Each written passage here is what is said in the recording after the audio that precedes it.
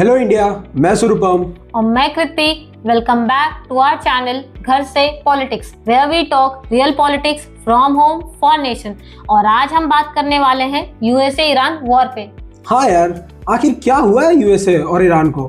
पूरे global media पे सिर्फ यही चर्चा चल रही है। हुआ क्या है, ये पूछ क्या नहीं हुआ है। 28 फरवरी 2026 को यूएसए और इजराइल ने साथ मिलकर ईरान के कई बड़े शहरों पर हमले कर दिए और इजराइल ने इसे ऑपरेशन रोरिंग लायन कहा, वहीं यूएसए ने इसे ऑपरेशन एपिक फ्यूरी का नाम दिया। इस हमले में ईरान के सुप्रीम लीडर अयतुल्ला खमीनी और उनके साथ कई बड़े लोग जैसे कि वहां के डिफेंस मिनिस्टर जनरल अजीज नसीरजदे की मौत हो गई। यार, ये अचानक से यूएसए और ईरान में इतनी टेंशन्स क्यों बढ़ गई हैं? ये अचानक कहाँ हुआ है, ये तो 50 सालों से भी ज्यादा की पुरानी दुश्मनी है। आग तो बहुत पहले से जल रही थी, बस विस्फोट अब हुआ है। इसके बारे में जानने के लिए तो इतिहास के पन्ने खोलने पड़ेंगे।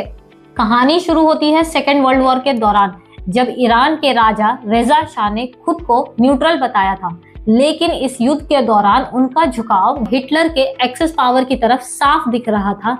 एलाइड पावर के मेंबर्स ब्रिटेन और सोवियत यूनियन ने इसी वजह से ईरान को इन्वेड किया और रेजा शाह को हटाकर उनके जगह उनके बेटे मोहम्मद रेजा पहलवी को नया ईरान का राजा बना दिया। हाँ यार, मैंने भी मोहम्मद रेजा पहलवी के बारे में कुछ तो पढ़ा है, जिसमें मैंने जाना है कि इन्होंने बहुत सारे रिफॉर्म्स किए थे कुछ ईरान में।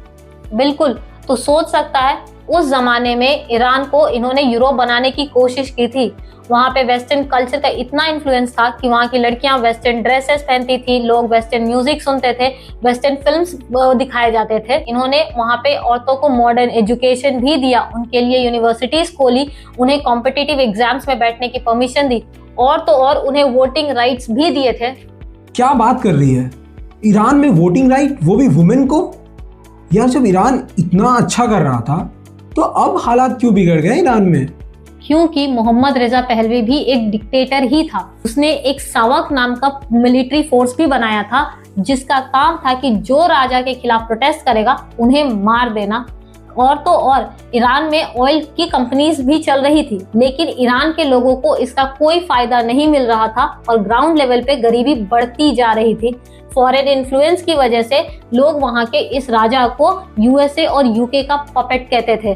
तो कहने की बात यह है कि फॉरेन इन्फ्लुएंस, करप्शन और एक्सट्रीम पॉवर्टी के कारण ईरान में एक बहुत बड़ा प्रोटेस्ट हुआ, जिसे अयतुल्ला खोमेनी ने लीड किया और इस एक प्रोटेस्ट को उन्होंने इस्लामिक रेवोल्यूशन में कन्वर्ट कर दिया। अयतुल्ला खमीनी उस समय भी थे? भाई, वो अयतुल्ला खमीनी नहीं थे, वो अयतुल्ला खमीनी के टीचर थे अयतुल्ला खोमेनी, जिन्होंने इस प्रोटेस्ट को लीड किया। उन्होंने तख्ता पलटकर ईरान में अपनी सरकार बनाई और तो और अपने आप को सुप्रीम लीडर घोषित कर दिया ईरान का। उनके डेथ के बाद अयतुल्ला खमीनी जाकर ईरान के सुप्रीम लीडर बने, जिनकी अभी डेथ हुई है। अच्छा, जैसा तूने बताया कि अयतुल्ला खोमेनी ने ईरान में तख्ता पलट कर दिया, लेकिन इसमें बदलाव क्या हुआ? पूरा ही बदलाव हो गया। जो ईरान कल तक डेवलप कर रहा था, उस पे अब एक्सट्रीमिस्ट आइडियोलॉजी का प्रभाव पड़ने लगा। वहां पर कॉन्स्टिट्यूशन को हटाकर शरिया लॉ बना दिया गया। प्रेसिडेंट और प्राइम मिनिस्टर से भी ऊपर जाकर अयतुल्ला नाम का एक पोस्ट बना दिया गया, जो कि इस्लामिक स्कॉलर होते थे, और वहां पर उन्होंने अयतुल्ला को सुप्रीम लीडर घोषित कर दिया था। जिस औरतों को कभी आज़ादी थी, अब उन्हें छीनकर उनकी सारी आज़ादी उन्हें चार दीवारी में कैद कर दिया गया। उन्हें मॉडर्न एजुकेशन से वंचित कर दिया गया, उन्हें बाहर समाज में निकलने से और तो और उन्हें मर्दों के अधीन बना दिया गया था। यार, तूने जो अभी तक समझाया मुझे समझ में आ गया।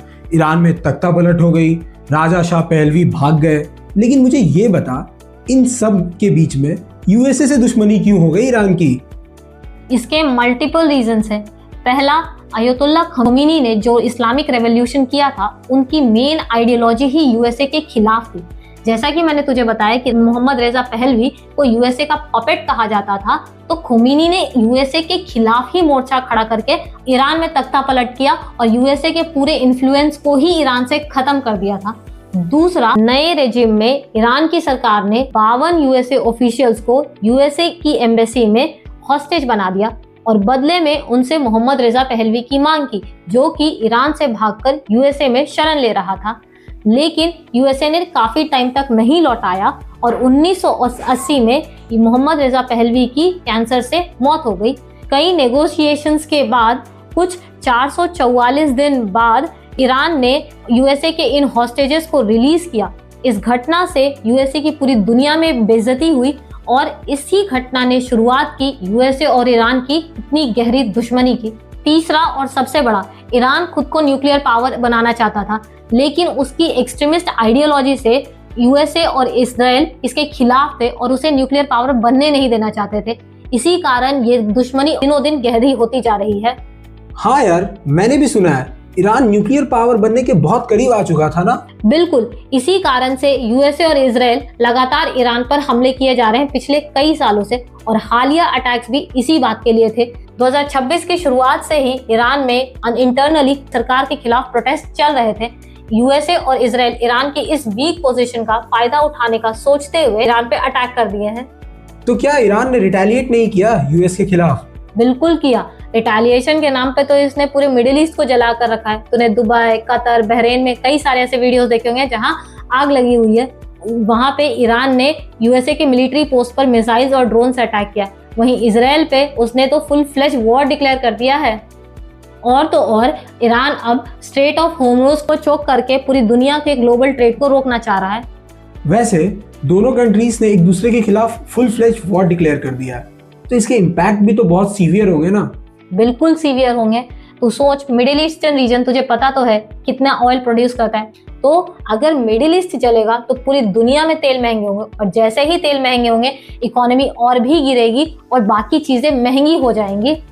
दूसरा, इसका सबसे बड़ा इम्पैक्ट ये होगा कि यूएसए की डोमिनेशन पूरी दुनिया में बढ़ जाएगी। यूएसए एक हेजीमॉन बन जाएगा।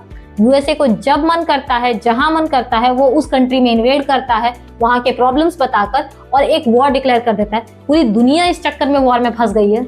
यार लेकिन एक बात बता, ईरान में तो शुरू से प्रॉब्लम्स चल रहे हैं, तो यूएसए ने तो एक तरह से सही काम किया ना। कैसे सही काम किया?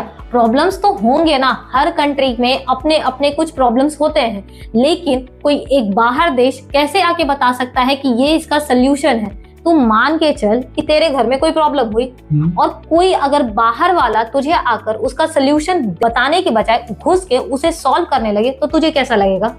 मुझे तो बिल्कुल अच्छा नहीं लगेगा। आज ईरान के साथ भी वही हुआ। हाँ, उस देश में प्रॉब्लम्स थी। हाँ, वहाँ के लोग अपनी सरकार के खिलाफ प्रोटेस्ट कर रहे थे। हाँ, वहाँ की सरकार ऑटोक्रेटिक थी, ये बात सच है। लेकिन क्या यूएसए का उस देश में इन्वेड करना, इस तरह से वॉर डिक्लेयर कर देना, ये सही है? बिल्कुल नहीं है। वहाँ के लीडर को मारना और वहाँ पे स्कूल्स पर और कई जगह ऐसे ड्रोन से अटैक करना जो कि वहाँ के सिविलियंस को डैमेज कर रही है, ये कहाँ से सही है? क्या पास्ट में भी यूएसए ने अपनी पावर का मिसयूज किया है? पास्ट? तो पास्ट की बात करता है। अभी कुछ दिन पहले ही यूएसए ने वेनेजुएला के प्रेसिडेंट को रातों रात अपने देश से उठवा लिया था। इससे पहले इराक के सद्दाम हुसैन को, लीबिया के गद्दाफी को, अफगानिस्तान में जहां जहां यूएसए को अपना फायदा दिखता है, यूएसए ऐसे इन्वेड करता है, एक मॉरल रीजन उठाता है, पूरी दुनिया के आगे एज अ प्रोटेक्टर पोर्ट्रे करता है खुद को और वहां इन्वेड करता है, जिससे पूरी दुनिया में अब तक अशांति यूएसए की वजह से ही हो रही है। यार अभी तूने जितनी भी कंट्रीज के बारे में बात की, लेकिन एक बात तो है ना, सारे कंट्रीज में ह्यूमन राइट वायलेट तो हो रहे थे। बिल्कुल हो रहे थे। हर जगह, हर कंट्री में कुछ ना कुछ प्रॉब्लम है। पर क्या एप्स्टीन आइलैंड में ह्यूमन राइट वायलेट नहीं हो रहे थे? वहां क्या ह्यूमंस की राइट प्रोटेक्शन की जा रही थी? डोनाल्ड ट्रंप अपने देश में हुए इसके खिलाफ क्या कर रहे हैं? मैं मानती हूँ कि अयतुल्ला खमीनी की रेजिम में ईरान में बहुत सारे प्रॉब्लम्स थे।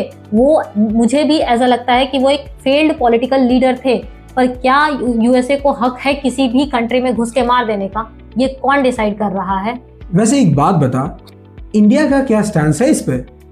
इंडिया का स्टैंस बहुत ही क्लियर है। इंडिया ऐसे किसी भी तरीके के डोमिनेशन को प्रमोट नहीं करता है।